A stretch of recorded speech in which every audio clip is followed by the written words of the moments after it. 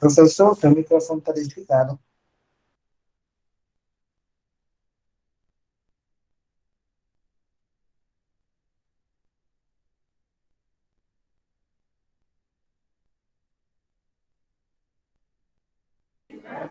Deu certo? Agora. Agora. E eu falando, Júlio César aqui. Ninguém vendo, vê? Isso aqui eu faço quem, galera? Aqui mesmo, é? Tem não. Ah, tá. Beleza. Olha. Bora lá. Concentrai-vos. Concentrai-vos. Então, a escravidão na antiguidade era por dívida ou dominação de guerra, ok? Se eu analiso o Brasil e a escravidão, qual seria o tipo de escravidão que ocorreu no Brasil? Primeiro, qual o período que teve escravidão no Brasil? Para a gente denominar aqui. Olha, tem uma dúvida. Vê só. Oficialmente, a escravidão acontece a partir de 1533, que é quando o Brasil é dividido em capitanias hereditárias. No período pré-colonial, que é aqueles 30 primeiros anos, a gente tem uma relação que, historicamente falando, a gente diz que é uma relação amistosa, porque o português, o estrangeiro vem aqui, pratica o escambo, que é a troca, e está tudo certo. Agora, a partir do momento que o Brasil inicia o período colonial, a gente vai ter um modelo escravista, ok? Essa escravidão, ela vai, e hoje a aula da gente é analisar essas leis. Ela vai até o ano de 1888, que é quando ocorre a assinatura da chamada Lei Áurea. Olha aí que bacana. Ei, galera, vê só, presta atenção. Eu posso dizer que a escravidão no Brasil, colônia, ela é mercantil ou ela é por dívida? Eita, eu dei a resposta sem querer. Eu ia dizer, não é nem uma coisa nem outra. A escravidão é a idade, né? Está com 50 anos. É bronca. A escravidão no Brasil, a escravidão mercantil. Ou seja, tinha-se uma estrutura econômica e um comércio do escravo. Então, como é que rolava a escravidão no Brasil? Guerra do Paraguai, a gente vai chegar nela, segundo reinado. Como é que rola a escravidão no Brasil? A escravidão no Brasil, ela rola da seguinte forma. A gente viu só o primeiro reinado aqui. O primeiro reinado a gente viu e falta o regencial e o segundo. Como é que rola a escravidão no Brasil? O português, ele fazia o que nós chamaríamos de tráfico negreiro, né? Ele ia lá na costa africana, pegava o escravo e trazia para o Brasil. Chegando na costa africana, a primeira coisa que a gente tem que saber é o seguinte: a África, ela se caracteriza por um conjunto de reinos. Angola, Cambinda, Bindé, Congo. Eram vários reinos que existiam lá na África.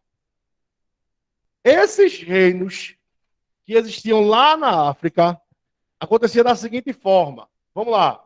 Digamos que eu sou um africano, pego um navio negreiro, chego lá na costa africana, peguei um escravo, pratico o que com esse escravo? Com o reino.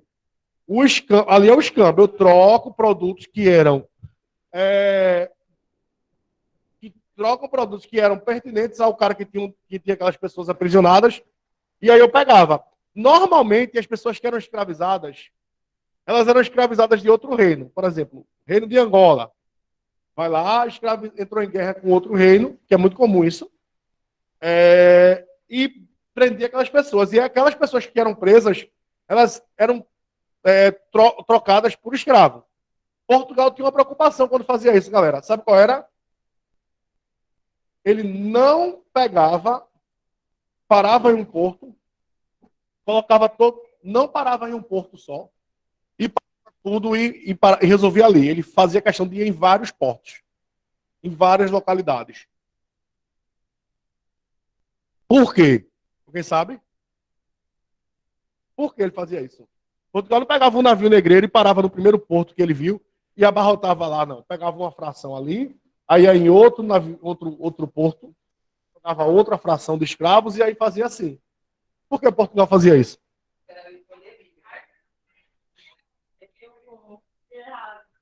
Oi, rapidinho. Pode falar. Isso, para diversificar, para evitar a comunicação das pessoas. Por quê? Vê só. As pessoas, elas. Como é que era essa travessia? Essa travessia, as pessoas. Era uma caravela. Então, eu estava dependente da força dos ventos. Primeiro ponto.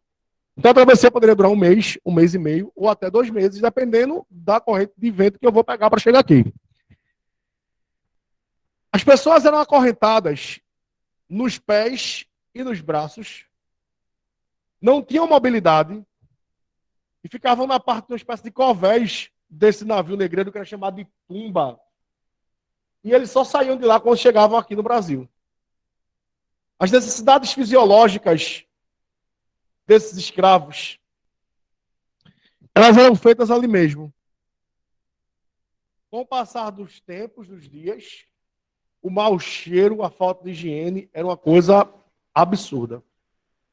Em média, metade dos escravos morriam na travessia África-Brasil. Depende da força dos ventos, porque eram caravelas, poderia ser um mês e meio, até 2 meses. Não, dificilmente você conseguia fazer essa travessia em menos de um mês. A média eram 45 dias, para ser mais exato. Mas se você pegasse, né, a época do mês como é essa, vai depender da corrente de vento, porque a caravela poderia ser um mês. Pois bem, em média, 50% desses escravos morriam no caminho. E eu sempre faço essa reflexão. Todas as vezes que a gente fala de escravidão, a gente se incomoda. Eu sempre tenho essa leitura, eu posso estar equivocado, e vocês podem discordar de mim. Por exemplo, se eu estivesse dando uma aula de história geral aqui, estivesse falando de Segunda Guerra Mundial, e fosse falar do Holocausto em relação aos judeus, o impacto disso seria muito maior, as pessoas ficariam muito mais perplexas com aqueles 6 milhões de judeus que morreram durante a Segunda Guerra Mundial, do que essa quantidade imensurável de pessoas que morreram na travessia África-Brasil. Eu sinto, eu posso estar equivocado, e vocês podem discordar de mim, que muitas vezes esse dado ele é relativizado. Por quê? Pensa comigo, período colonial inteiro, o Brasil se torna independente, passa praticamente todo o império, mais de 3 séculos, o Brasil sendo escravo. Então imagine a quantidade de pessoas que morreram nessa travessia. É muito forte, é muito alta. Sim. Não, olha, se a gente for pegar relatos, uma vez eu li, vou ser muito sincero, 2 coisas que eu li na minha vida, de história, de filosofia, eu já li umas paradas que fiquei muito mal. Mas de história, 2 coisas que eu li na minha vida, assim, que eu fiquei, assim, muito mal, além de qualquer coisa relacionada ao Holocausto também, não vou mentir, a travessia África-Brasil, como era o cotidiano desses escravos no navio negreiro, e as técnicas de tortura da igreja durante a Idade Média. Foram 3 coisas que eu li assim na minha vida que eu digo, meu Deus do céu, velho. Que coisa desumana, né? Mas vamos voltar para cá.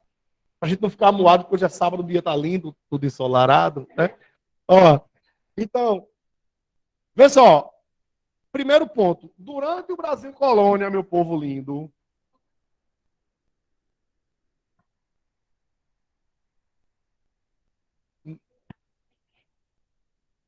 não, aqui é Brasil. Só Brasil.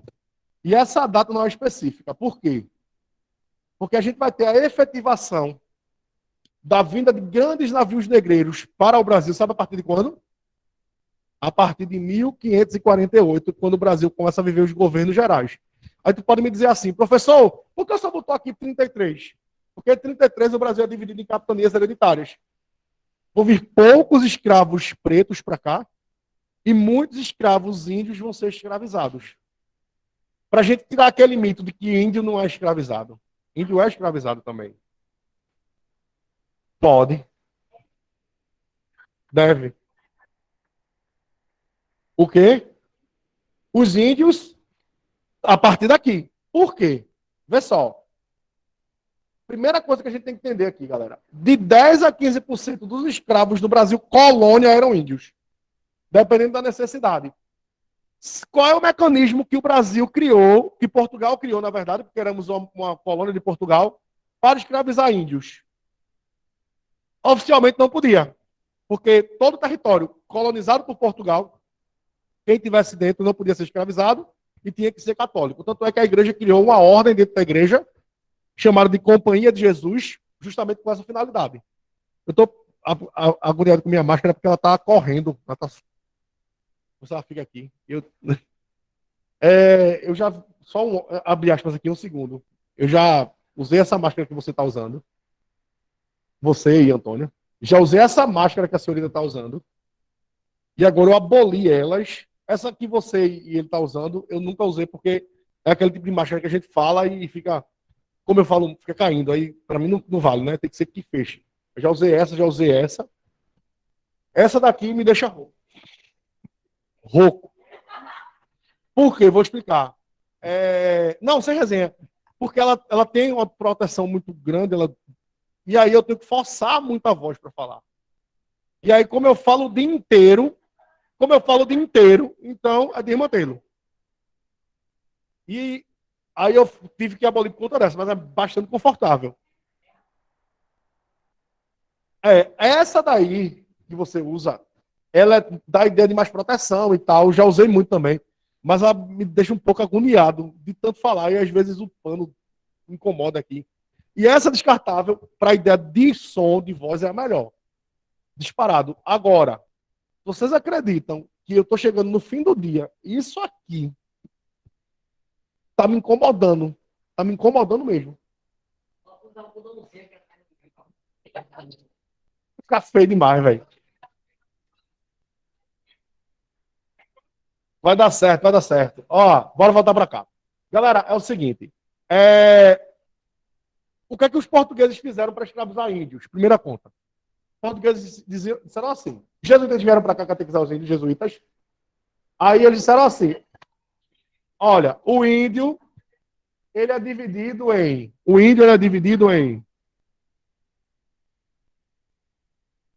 bárbaro, e bom selvagem. Isso, vou explicar agora.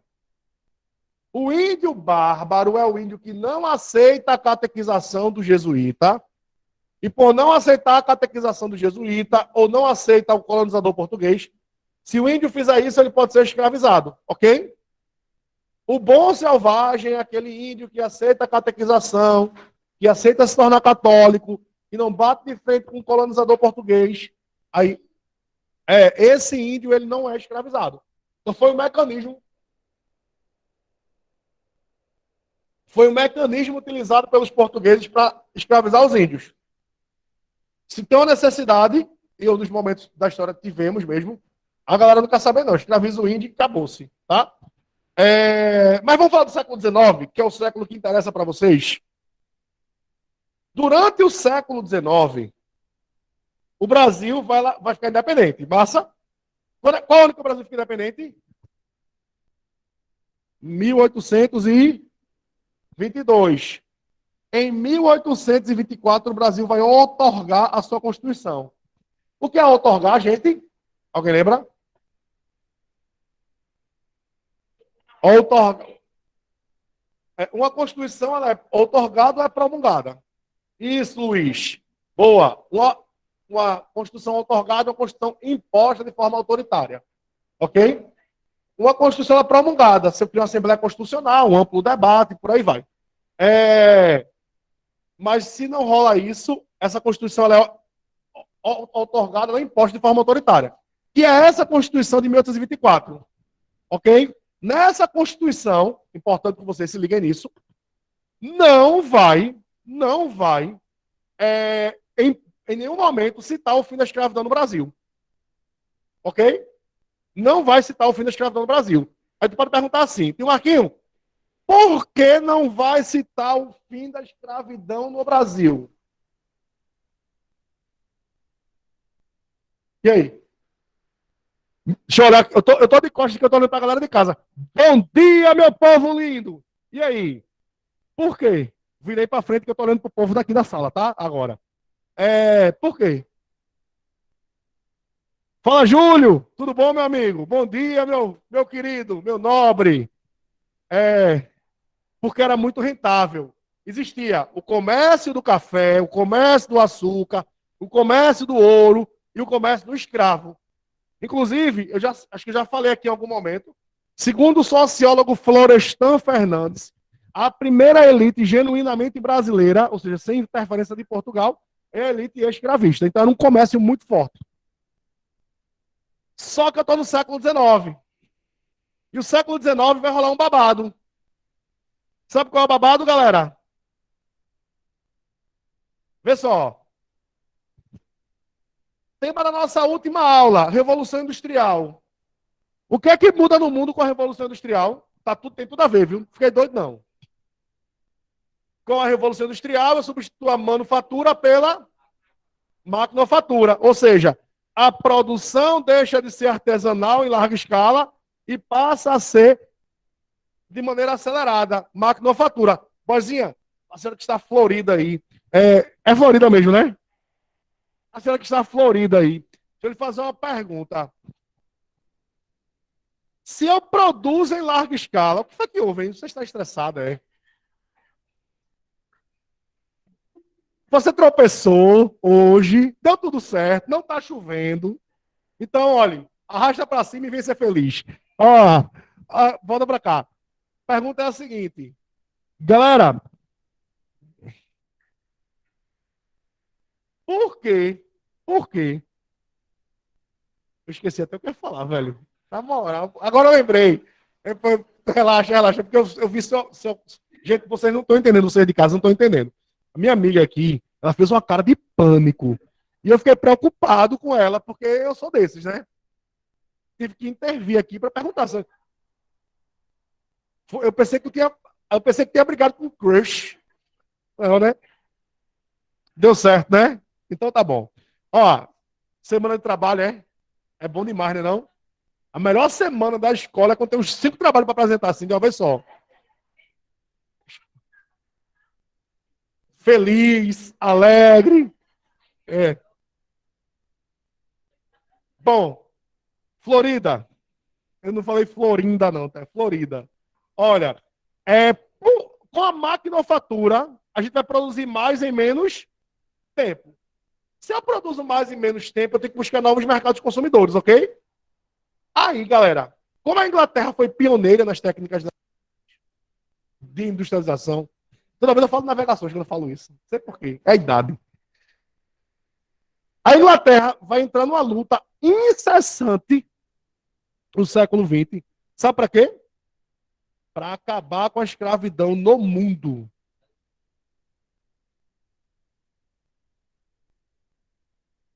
Grandes países, né? Porque a primeira grande nação a querer deixar de falar de escravidão é a França, com alguns preceitos de Napoleão Bonaparte. Napoleão Bonaparte é o cara. Mesmo ele sendo um cara.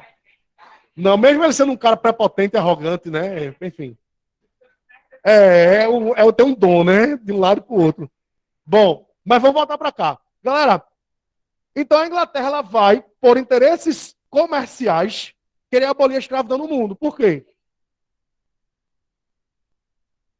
A ideia é essa: o escravo não recebe salário. Então, se acaba a escravidão, o cara recebe um salário, nem que seja mínimo, ele vai comprar produtos industrializados. E aí vai estar vai estar pagando proventos para mim. E o Brasil tinha na Inglaterra do século XIX o seu principal parceiro econômico. Lembram que o Brasil se endividou para proclamar a independência junto à Inglaterra, então existia uma dependência muito grande entre o Brasil e a Inglaterra. Fazendo com que, não Dom Pedro I, o tema escravidão, por isso que eu estou passando, tá? Mas durante o segundo reinado, ou seja, durante o governo de Dom Pedro II, ele assine algumas leis com o intuito de mostrar para a Inglaterra que o Brasil está na pegada, está na perspectiva de abolir a escravidão. E o que a gente vai fazer agora é fazer uma reflexão sobre as leis anti-escravistas que antecederam a abolição da escravidão no Brasil. E aí eu peço que vocês me ajudem. Vocês de casa também, tá, gente? Primeiro é a Lei Bill Aberdeen, assinada no ano de 1846. A Lei Bill Aberdeen foi Bill Aberdeen. Bill. Acho que é assim, tá? Eu posso ter errado esse Bill aqui. Aberdeen.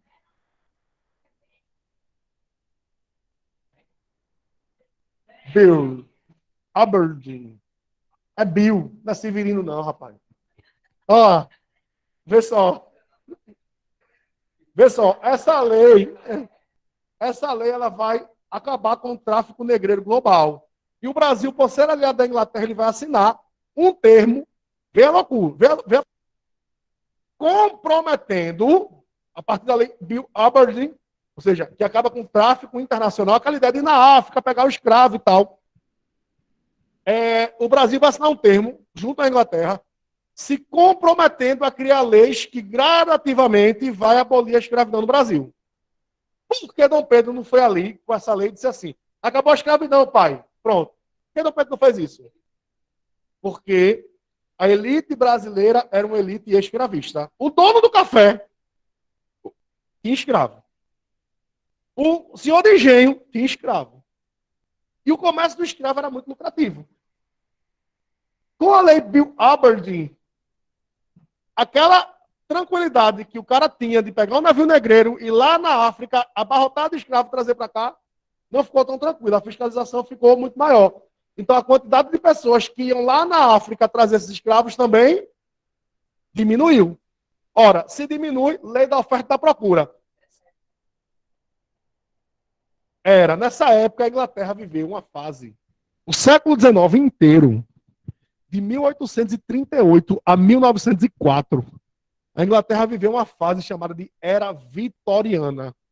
A Inglaterra foi governada pela Rainha Vitória, e a Rainha Vitória, a gente diz que é o período da paz inglesa. A Inglaterra não vai entrar em nenhuma guerra, por isso que é paz, tá? É porque na leitura histórica é muito simples. Ou estou em guerra, e aí não é paz, ou não tem guerra e eu estou em paz. Eu posso ser agressivo como for. Tá? É isso. Então, o que acontece é o seguinte: a Inglaterra, ela vai monopolizar, ela vai criar preceitos para evitar, para acabar com a escravidão no mundo. E aí, o Brasil não vai abolir a escravidão. Só que acontece o seguinte: esse tráfico de escravos, África, Brasil, por exemplo, vai ficar mais difícil. Então, o que, é que vai acontecer com o preço do escravo? Se a oferta diminui, lei da oferta e da procura, tem pouco escravo e eu vendo escravo, aumenta. Então, o preço do escravo. Então, o que, é que vai acontecer? Para o dono do escravo, ele teve uma valorização do seu produto. Eu fico muito dolorido em falar produto. Eu não consigo falar isso de forma normal, de seres humanos e pessoas e tal. Mas era a leitura que o dono do escravo fazia na época. Entende? Aí, galera, a partir dessa lei Bill Aberdeen, o Brasil ele vai criar algumas leis que vão ficar conhecidas carinhosamente, sabe como, galera? De leis para inglês ver. Vou analisar isso. Por que leis ver? Porque vão ser leis criadas com que a Inglaterra vai dar o seguinte recado. A Inglaterra vai dizer assim para... Aliás, o Brasil vai dizer assim para a Inglaterra. Tô querendo acabar a escravidão, tá? Só que na prática a gente vai fazer uma reflexão aqui. A primeira lei para inglês ver é a lei Eusébio de Queiroz. Alguém sabe qual o significado ou que estava contido na lei Eusébio de Queiroz? Pode falar, tá? Está proibido no Brasil o tráfico negreiro. Como é que funcionava? Para você entender na prática. Digamos que eu sou um mercador de escravo. Fui lá na África, abarrotei meu navio negreiro de escravo, sou daqui de Recife, paro no porto do Recife, deixo todos os meus escravos à mostras ali para vender. Pronto, esse tráfico de escravo ele foi abolido no Brasil com a lei Eusébio de Queiroz. Aboliu a escravidão, só o tráfico de escravos, ok? O que é que vai acontecer na prática? Vou dar um exemplo bem bacana aqui. Alguém aqui já foi molhar suas canelinhas na praia de Porto das Galinhas? Não é de galinha, tá? É das galinhas, porque eu sou chique bem. Já fui lá? Olha, que bacana. Pronto, vocês tomaram banho no entreposto comercial após a lei Eusébio de Queiroz. Vou apertar a tecla SAP aqui e explicar. Bora lá. O tráfico negreiro ficou proibido, não ficou com a lei Eusébio de Queiroz? Então, o Brasil, quando eu digo que eu proíbo alguma coisa, eu não estou dizendo que isso vai deixar de acontecer. Então, ao invés de eu pegar, aqui em Pernambuco, vamos pegar a nossa realidade. Ao invés de eu pegar aquele navio negreiro, parar no Porto do Recife, sentar ali e dizer, ei, chegou aqui uma leva de escravos, tá? Eu vi uma cena, você queria ter tempo para passar aqui para vocês. Do filme 12 anos de escravidão. Galera, que cena pesada, velho. A cena é a seguinte: tem um grupo de pessoas, um grupo de escravos à venda. E o cara vai examinar o escravo para comprar. Parece que ele está comprando um cavalo, um cachorro, enfim. É muito dolorido, sabe? Muito dolorido. Mas vamos voltar para cá. Então, ao invés. Não quer dizer que esse tráfico acabe. Então, ao invés de eu pegar o escravo, parar no Porto do Recife e resolver ali, sabe o que eu faço?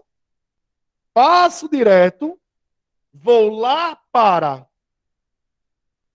Suape e Pojuca, que é uma área portuária também, todo mundo sabe disso, desses escravos e vou me esconder com esses escravos.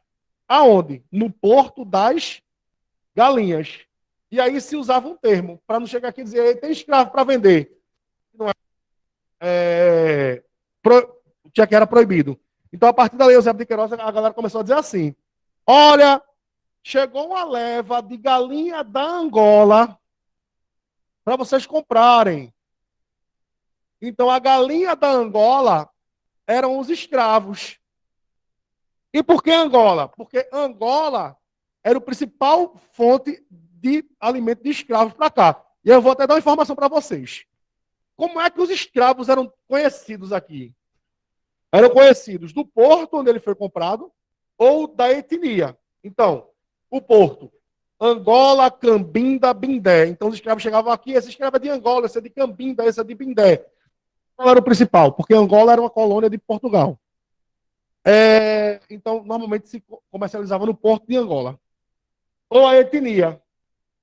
A etnia mais comum aqui do Brasil é a etnia Nagô. A etnia Nagô é essa etnia que está nessa costa ficando aqui próxima, quer dizer, próxima a gente é para Torá, né? Do outro lado do oceano, tá? Então a etnia Nagô. Mas chegou um estágio que tinham tantos escravos Nagô aqui que a galera decidiu fazer o seguinte. A galera pegou, começou a buscar escravos mais para o continente africano mesmo, ou seja, mais para dentro. Aí começou a se buscar escravos malés. E a curiosidade é que esses escravos malés que vieram para o Brasil no século XIX, eles eram muçulmanos. Eles eram da cultura árabe. E aí é uma curiosidade muito grande. Sobre os escravos malés, eu vou falar sobre no período regencial, porque tem uma revolta chamada Revolta dos Malés. Então, essa lei Eusébio de Queiroz resolveu o problema, só valorizou o preço do escravo. E o cara que vendeu escravo passou a ganhar mais dinheiro, ok? Mas eu tenho mais algumas leis para analisar com vocês. Tem uma caixa muito bonitinha. Lei do sexagenário. O que é que diz a lei do sexagenário, galera?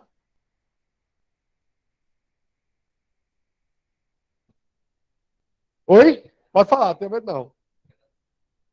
Não, a lei do sexagenário diz assim: os escravos, a partir de 60 anos, estão livres. Ou seja, os escravos, ao chegar na terceira idade, estão livres. Aí a gente vai fazer duas análises aqui. Olha, lembrando que Muitas dessas leis ficaram conhecidas carinhosamente como leis para inglês. Vamos lá? Primeiro eu quero fazer uma análise anterior a vocês. Pensa comigo. Pensa comigo. Um escravo que trabalhava numa lavoura de cana, numa lavoura de café, que era o principal produto de exportação do Brasil no século XIX, ele tem uma média de vida de 12 a 14 anos. Dali, de 12 a 14 anos. Se esse escravo fosse trabalhar na extração do ouro nas Minas Gerais, caía pela metade a expectativa de vida dele. É porque a extração do ouro no Brasil era num lugar alagado, ele fincava os pés, pegava uma espécie de uma peneira e ficava o dia inteiro abaixado. Quando ele pensava em levantar, ele levava uma chicotada. Muito pesado. Então,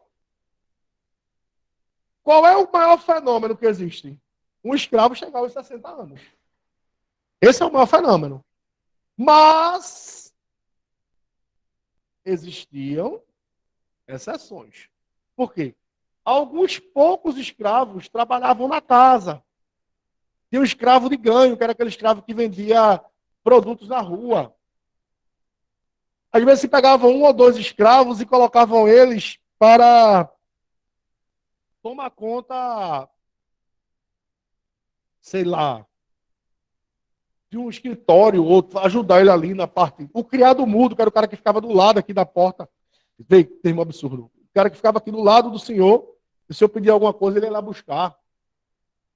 Ou a cozinheira, ou a ama de leite, porque as mulheres brancas não davam de mamar a seus filhos para que seus seios não ficassem arriados após a amamentação. Tinham poucos escravos que tinham outras funções.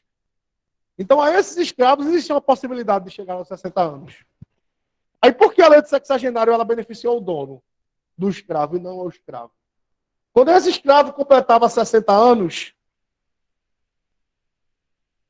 ele era livre. E ao ficar livre, ele não tem 13º, ele não tem férias, ele não tem nada. Ele não sabe onde vai viver. O dono dele tem um fardo, porque tinha que tomar conta dele de alguma forma. Mas ele não tem nada. Ora, se ele não tem nada, esse cara vai viver de quê? E aí? Como é que a gente resolve essa guerra? Infelizmente, a maioria desses ex-escravos passaram a viver como pedintes de igreja. Tá certo? Vamos analisar a outra lei, chamada carinhosamente de lei para inglês. Vamos analisar outra? Olha, vocês já ouviram falar na lei. E essa daqui, lei do ventre livre. É. A lei do ventre livre. A lei do ventre livre diz assim: a partir de agora, os filhos dos escravos brasileiros nascerão livres. Pensa comigo. O filho do escravo vai nascer livre. Ok? Ele nasceu numa senzala. Porque a mãe dele é escrava. Não vou pegar o bebê e vou jogar ele no meio da rua. Ok? Aí, essa criança vai nascer lá na fazenda, livre, mas dentro da senzala. Vai ficar por ali como moleque de recado e por aí vai. Ok? Só que, quando esse menino completa 12, 13 anos, por mais dolorido que esteja, a mãe, né, que é a escrava, vai chegar para essa pessoa e vai dizer assim: meu filho, vai embora. Siga seu destino. É muito melhor você ir para a rua, viver como um pedinte, do que estar aqui. Não é verdade?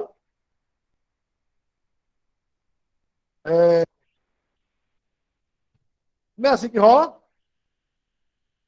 Esse menino, quando tem 12, 13 anos, ele pode ir embora? Sabe o que rola, parceiro? Racha pra cima. Tua máscara. É... Sabe o que vai rolar? Quem é que já tomou vacina? Que massa. Pensei que fosse minha. Pronto? Ei, presta atenção. Presta atenção. Deu certo? Ó, vê só. Galera, quando essa criança completava 12, 13 anos, que a mãe mandava ele embora, isso acontecia? O senhor do engenho, o cafeicultor, ia chegar para ele e ia dizer assim: Você, você vai trabalhar a sua idade aqui, 12 anos, como escravo, para pagar toda a sua vida aqui dentro. Depois você está livre. Ou seja, qual é a expectativa de vida de um escravo? De 12 a 13 anos ali na lida. É justamente o cálculo que ele fez para explorar ao máximo a capacidade daquele trabalho. Depois disso, ele já vai começar a dar prejuízo. Ou seja, mais uma lei para inglês ver. E por último, ficou insustentável. Ó, uma observação, tá, gente? Duas províncias brasileiras, ou seja, dois estados brasileiros aboliram a escravidão antes da Lei Áurea, tá? Só curiosidade. O Amazonas e o Ceará. Sério. O Ceará é a primeira província do mundo a abolir a escravidão no Brasil. A primeira província do mundo é Patorá. Eu dei uma de pernambucano agora, né? A primeira província brasileira. Oi, quem tá falando aí? Dessa eu não sabia, não. É. Ceará e o Amazonas aboliram a escravidão antes da Lei Áurea, tá? É porque aí eu vou ter que dar aula sobre a história do Ceará, velho. Mas eu posso falar superficialmente aqui. E do Amazonas também. O Ceará, ele vai passar por um processo de colonização que é um pouco diferente de Pernambuco, por exemplo. O Ceará, ele vai... O capitão donatário do Ceará nunca vai pisar lá. O Ceará só vai passar por um processo de colonização lá no século XIX, porque os holandeses vão querer ocupar lá. Aí vai ter uma estrutura diferente. Vai se criar um mito de que tem ouro no Ceará, porque está próximo à linha do Equador, e tinha ouro na parte da Espanha. A galera vai explorar muito lá. Não vai encontrar ouro, claro, né? Curiosamente, o Ceará vai surgir com donos de boi, porque a galera vai pegar o boi, vai querer tirar do engenho. Aí muita gente vai para terras do Ceará. Então, por exemplo, o Ceará é uma cidade, é uma província que as cidades do interior vão se desenvolver primeiro do que Fortaleza. Crato, Juazeiro do Norte, por aí vai. É uma conjuntura diferente. Então vai ter uma elite muito forte e a galera vai fazer o cálculo ali e vai dizer, não precisa de escravo, não. E vai querer, e tinha uma moralzinha que respeitar mesmo o imperador. Enfim, vamos voltar para cá.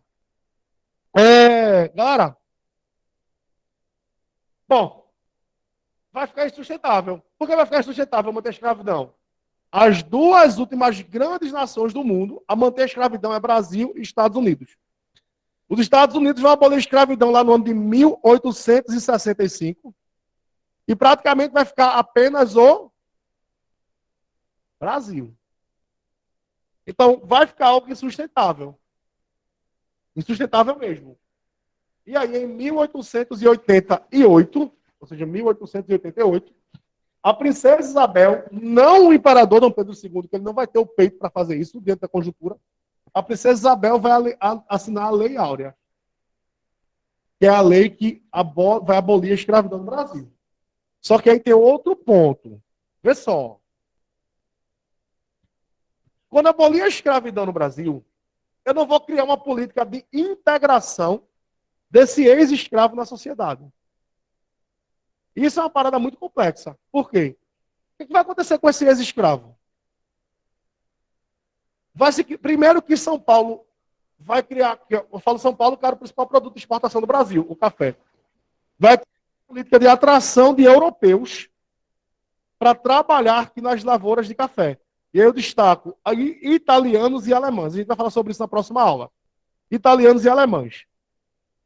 E esse ex-escravo, ele vai morar, a maioria deles, mais próximas à capital, vão para o Rio de Janeiro, e aí após a assinatura da Lei Áurea, o Rio de Janeiro vai ser tomado de palafitas e cortiços.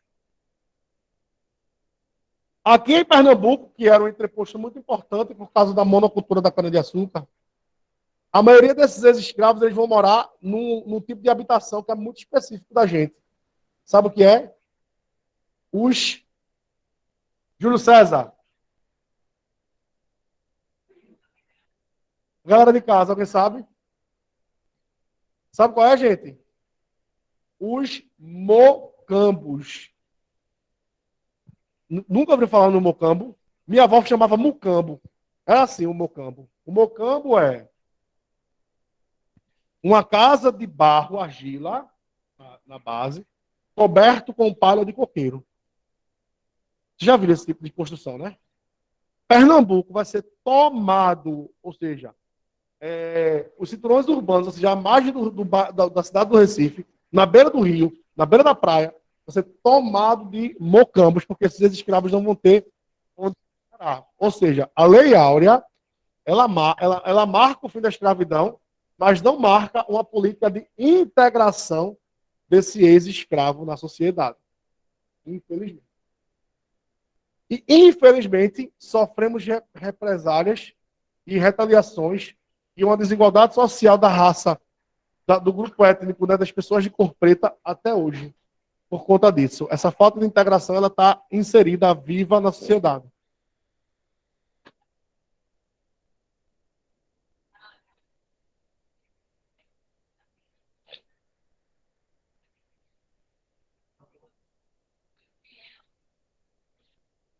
E como se fosse algo que ela fez por ideologia, né? Entende? É complicado, gente. Na verdade, é uma obra de ficção, né? A gente também tem que ter esse desconto. Mas aí eu fico muito, muito triste.